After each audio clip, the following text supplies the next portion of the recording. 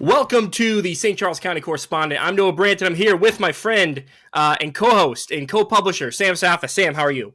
Noah, happy Thursday to you. We're back again. Our cameras are working this week, and let's get right after it. We've got a busy week to talk about. A lot of good news coming out of St. Charles County. As you alluded to in the opening, what can you tell That's us? right, Sam. St. Charles County is a Yeah, popular place. that's right, Sam. Yeah, a lot of good news.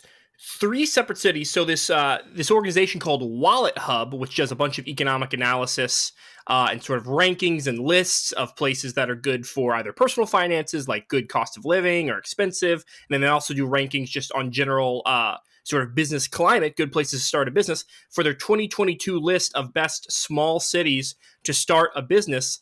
Three cities from St. Charles County made it on the list. So in the whole St. Louis metro, so St. Louis City, St. Louis County, and then the surrounding counties, Right. there are only five cities on the list in general. The only cities from St. Louis County was Chesterfield, which is one Chesterfield. city. Mm-hmm. There was one city from Metro East, which was East St. Louis, made it to top 500, which I was interested to see. We'll But respect then it. three cities, Sam, three cities from St. Charles County made it onto the list. Can you tell us what those three cities are? Well, at the top of the list, St. Charles City was number 221, followed by Mm. O'Fallon at 353, and then St. Peter's at 497. So three cities in the top 500 across the country. And the obvious question, Noah, how are these? What's the metrics? How are these Yeah. counted? Here it is. The ratings. Is it mostly based on vibes? Well, Yeah. just good barbecue, good barbecue, good vibes. Ethel's, brought Yep. O'Fallon right into its own. The rankings were Yep. based on three main criteria: business environment, which means work week length, how long was your work week, commute times, average growth, and the revenue of small businesses. A second metric, access to resources, which is financing, human resource accessibility, Oh, that's interesting. and I like higher that. education. And number three was business costs, which was office space, labor, corporate taxes, and the cost of living. So business environment, access to resources, and business costs. I bet St. Charles County comes out really well in the business cost part. I feel like it's has to. a pretty low cost place to It do has business to. in a good way. I think though the one place where perhaps we can improve is the commute length. We've talked about that before on the show. The majority of St. Charles County workers commute outside of the county for work. I do, you don't, but I do, and Yeah, it's a but problem. this list, Sam, right? This is about where best cities to start a business. Wasn't that sort of the main metric? So I mean that theoretically would mean hopefully that could one day help cut down the commute times as more people Right. start businesses in these cities, You right? would hope, but how are they factoring in commute time here? Because Yep. the business environment, perhaps they're looking at commute time within the county. Maybe Sure. it's not looking at the region in general. So perhaps they took into account the bottleneck in Wentzville. Maybe you have a business in Wentzville, but you live in O'Fallon. You're still having commute inside the county. Perhaps that's it. We should Yeah. we should call up our friends. I saw a Wash U professor, a part-time professor, was part of the study. So perhaps we can call him up and ask for some explanation. We should. That's right, and congratulations to the three cities that made the list: St. Peter's, O'Fallon, and St. Charles City. That is pretty cool, and I think that is a great thing for the whole region. And congratulations to our friends across the county line in Chesterfield, the only city in St. Charles County to make the list. A lot of little towns and cities there. Only city to make the list. Well, it is nice. And you know what? No, we added to this. We started our business last year in St. Charles County. It's a it's a hybrid, Wentzville and O'Fallon, but we have a local banker here in the county, and We do. a little plug. Great folks. If you want to advertise on our show, on our newsletter, on our website, just give us a call. You can get a hold of us. But we're ready. little plug. We're ready to talk to you, and we have a great base of readers and folks who are engaged in this content, and they enjoy hearing from local businesses, just like they like seeing local news. Sam, in your neck of the woods, Wentzville, I think we talked about this new park being planned all the way back in last summer, but it's finally set to open this summer, and it has a name. Tell us about that. Yeah, this is really interesting. I was digging into the history of Wentzville, and there's a great article online here. The headline, though, St. Charles County has named its newest park near Wentzville after an African-American landowner who purchased property in 1871, just a decade after the Civil War started. This is a 199-acre plot of land, and here's where it's located, on West Meyer Road. So think of Wentzville, go 3 miles west, basically to Forestell, and that's where it is. I looked it up on Google Maps. It's pretty rural right now, and here it is. The park now carries the name Benjamin Oglesby. Benjamin Oglesby, who was born a Strong name, slave. good Yeah, name. a strong name. Born a slave in 1825 in Virginia. He was brought to Missouri in 1837 at 12 years old. So he worked the farm. Now, basically, it's at 170 and Highway W in the Forestdale, Wentzville area.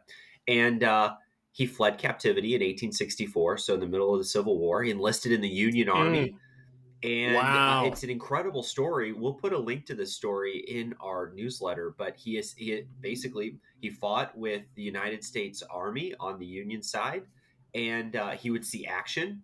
He was involved in several Mm, skirmishes. I didn't recognize any of them. Maybe you didn't know Wallace's Ferry and Big Creek in July of yeah. 1864. I didn't recognize it. But he was also a couple other battles here. But here it is. After the Civil War, according to the 1870 census, he had his wife Martha and 6 children. They worked the farm in a farm in Warren County, and he died in 1901, and he's buried at Smith Chapel Cemetery, which is a mile from the farm on West Meyer in Oh my Wentzville. So gosh. he's buried right here. Unreal, Sam. It's an incredible Can you story. imagine being born into slavery, escaping the bonds of slavery, serving in the army, fighting the Civil War, being born a slave and then buying all this land in this area that, I mean, must have really just been still a whole lot of wilderness, I'm sure, a whole lot of sort of tracts of just open land. What an amazing thing. I'm glad that Mr. Oglesby is being honored in this way. In the park itself, Yep. it's going to have shelters, natural surface and paved trails, Nice. and a playground, and it is set to open this summer. That's exciting. Oh, it's great. And as County Executive Ellman says at the end of this article, he said, this is, if the council approves, so this is what's proposed, but if the council approves the name, Yeah. it will be a very fitting tribute to the Oglesby family and the history of St. Charles County. His children, a few of the children, I don't know which one, but they owned the farm up until mid-century, so right after World War II, and Wow. then it's exchanged hands. But if you Close to 100 years then. Yeah. Yes, you're close to 100 years. So if you look up the address, which I did on Google Maps, it's on West Meyer Road, 2949 West Meyer Road, and it pops up as Forestell, not Wentzville. But take a look. It's a rich part So of our history. how do you get there, Sam? Is that what highway would you take to get there Yeah, you'd easiest? essentially go off of 70, take Wentzville Parkway, hang a left on Meyer, and you just keep going a couple miles. So do you know where the Bowery Nice. Funeral Home is? Right there at Yep. Yep. Wentzville Parkway. It's just directly west of there. Okay, pretty cool. Well, that's exciting. I'm glad they're building these parks where the people are. And Sam, the people are all in Wentzville. Even I got my hair cut the other Did you day, really? and yeah, and there was a my barber. She had lived in Cottleville for many years. And they just bought in Wentzville. She's like, that's where the houses are to buy, and that's where she bought. Sam, this story is close to our heart. Yes. Backdoor Comedy Club in O'Fallon, one of our first episodes where we interviewed Michael, the awesome owner there. They are moving. They're moving. They're currently at the Tap House, which is a cool restaurant in O'Fallon, sort of near Ethel's Uh-huh. Barbecue. And their last show is this coming weekend. So this coming, I think, Saturday is their final show, and then they will be taking a hopefully brief hiatus, from what I've heard, and then opening up at a still undisclosed location. But I've heard from Michael it should be somewhere in St. Peter's. That's awesome. That's tremendous. We will link to this newsletter to our one of our first shows, like Noah mentioned. But it's so cool in there. It's like a comedy. Fun place, really It's fun place. your quintessential comedy show setup. They've got the brick, just sort of where you picture Jerry Seinfeld starting out, type of thing. So They got the little stage, and Michael back then last year. Maybe we'll have to interview him again when they open up their new location. But he told us that St. Charles County is the funniest part of the St. Louis metro region, we put. and I very solemnly agree. I'd like to think so. Yeah. I think it's pretty funny, humorous. But Noah, I've been thinking about this since we talked with Michael. I've been trying to get up. The courage is the wrong word. The content, perhaps, trying to get up the content. I really want to go Mm, try a 5 minute the open the mic. open mic. They give you 5 minutes on a Thursday. It was like Yep. a Tuesday or Thursday Oh, night, and I think it's Thursday yeah, nights. Yeah, I think it's I Thursday think that would nights. be pretty funny. I don't think I'm that funny, I think but you'd be good at but it, you Sam. know, just sort of poking fun at something. I think that would be a lot of fun. So maybe someday, A little observational humor. yeah. What's the thing with What's grocery what's the stores? deal with diaper wipes? Yeah. That's perfect. They don't smell good, but they don't smell bad. Perfect Jerry Seinfeld. Yeah, you'd be quite good at that. Yeah, one day we should when they reopen in St. Peter's, we should make ourselves do it. You should sign up, and my wife has talked about potentially if cajoled in the right way, maybe doing a 5-minute set. So you and my wife can both do a setup there. I think we could also watch a lot of comics who are actually funny. No, I joke. See, maybe we should put Noah up there. Maybe it should be. No, Sam. I truly could never. But anyway, happy that I'm a little sad that Michael's leaving this cool location. Also, because it's like currently 5 minutes from my house, so it's nice, convenient for me to get to. But hope that he opens up very soon in St. Peter's, and hope it's a huge success because it's pretty cool for St. Charles County to have a comedy club like this, and he gets some great acts to come through St. Charles. Sam, before we get to our little weekly smile, the people are wondering, it's been months since any of this content has been produced. Have you mowed your lawn? Is it going well? I haven't mowed my lawn yet, Noah. I haven't mowed it. All my Wow. neighbors have, though, and so I'm feeling the pressure. Probably before this weekend, I got to get out there. If my lawnmower starts, it's been cold. It's been sitting in my garage. That's right. Do you have the technological capability yourself to give it what the people would call a tune-up? Could you tune it up I don't yourself? think so. I don't think I use it enough to Yeah. require a tune-up. I have like 0.001 of an acre. So Wow. I don't use the lawnmower that often. Have you mowed your yard yet? Yes, the yard itself has been mowed twice. I mowed it the first Wow. time, and then I paid somebody recently to mow it the second time. It really, I don't know, my grass really grows extremely quickly. I think we're exposed. We're on this corner, and we get just a lot of sun, and there's a lot of side yard. But yeah, Sam, it's like I like to mow my own lawn. I think it's a good thing, but every once in a while, I like to also stimulate the local economy and have a local businessman mow it, and he does fantastic. That's great. I always see on these Facebook pages people asking for lawnmower tips, which reminds me we have not seen any rumors of dead cows in creeks. There have been no more Thank debates goodness. of coffee Whew. shops Whew. in the area. Yeah. So things are looking up for us. Yeah, that's right. That's right. Things are looking good. I definitely heard some interesting though on the Wentzville Facebook page when there was some discussion on our story from last week about the giant investment in the Wentzville GM plant, and one guy even commented on who worked in the plant and talked about how when they announced this to all the workers and how they're going to be building these trucks, and he said he's also heard rumors that there could be some electrification coming to where they might start Really? working as GM hopefully in the next couple of years introduces sort of a full electric truck.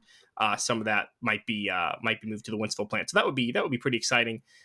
Sam, you got to tell me what's making you smile this week on your favorite segment, the weekly smile. I want to share a tidbit. I don't know if this is true or not. I heard this from one of the guys on the Shark Tank. Good. I'm glad you're ready to tell a lie. Well, I heard this from one of the guys on Shark Tank. You mentioned electric vehicles, and I didn't know that Tesla, it's more than a car company. It's like a data company in a way, because every Tesla, for every mile that a Tesla drives, it is tracking the roadway, and it's helping improve Tesla's handling, the AI. yes, of that road. And so every mile a car drives, it's sending it back to the home office, where then they'll incorporate it into updates for future Tesla drivers. And I think that is incredible, because you and I, as we drive, I pride myself in knowing where is that pothole on Piney Road near my house. Sure. Every bend of the road. Every bend of the road, I know. Yeah. And it makes driving more pleasurable when you're with me, because I'm not hitting the pothole. But imagine if you're in an AI car and some other Tesla 2 years before, or say 2 weeks before, because of potholes, 2 hours before, and they're 2 minutes before. Yeah. Yeah, really, I think you should be at the stand-up comedy. You're just, it's incredible. But they're improving the way that the car handles these roads. And after I heard that, it made me excited for the future of electric vehicles. So I'm smiling, I think, at the future. Wow. I have a future smile. That's like that. I like that you're smiling with the future. You know, my father-in-law has a Tesla, and he's very Have you enthusiastic driven about it? it, so I hear a Have lot you? about it. I've not driven it. Oh no, I think I've just ridden in it. I've Okay. just ridden in it, but it's a lot of. There's a chance I drove around my neighborhood. I can try to remember, but it's a Didn't lot make of an fun. impression on you It's a if you very did cool drive it. thing. I felt like a car, felt like a nice car, and but something because he uses the autopilot a lot, and I was asking him, and he has it mostly been good? And he's like, it's mostly amazing. Really don't have to do much. He said that the only place the car still kind of freaks out is if there's ever on a road with no Oh, lines, because the cameras are really using the lines. And he said at one point he lives off of Highway 44, really far west. That if you're almost sort of at this big dip before you get to Cuba, Missouri, if anybody knows where this is, it's far out. There's a big acceleration downhill that has no lines on it right now. And he said the car kind of starts freaking out because it's not exactly sure where it's supposed to be and where it is straight away. But hey, maybe him driving down that road, Sam, is going to help the next Tesla you would driving down the hope. road. You would hope. Is that also your Yeah. smile as well? Yeah, well, that could be my smile, Sam. But I think I just have to say that my smile is my wife planted some beautiful flowers by our mailbox, by a little planter by our mailbox. Maybe oh geez, maybe they're daffodils. I don't know. They're really pretty. They're yellow, and they are gorgeous, and it makes me excited for just this springtime and summertime because I love the way nature looks when it starts to bloom, That's Sam. wonderful. No, we're so happy for you. Well, folks, we hope you enjoyed this episode of the St. Charles County Correspondent. Subscribe to this. Make sure you subscribe to our newsletter, which you can find at SCCC. That's SCCC.substack.com. You enjoy if you're watching this on video. You enjoying watching this on video? Leave us a comment. Tell us to keep doing it. If you have any ideas or suggestions for us, you can leave a comment or you can email us at scccorrespondent@gmail.com. For Sam Staff and Noah Brandt, we appreciate you listening. This has been the St. Charles County Correspondent.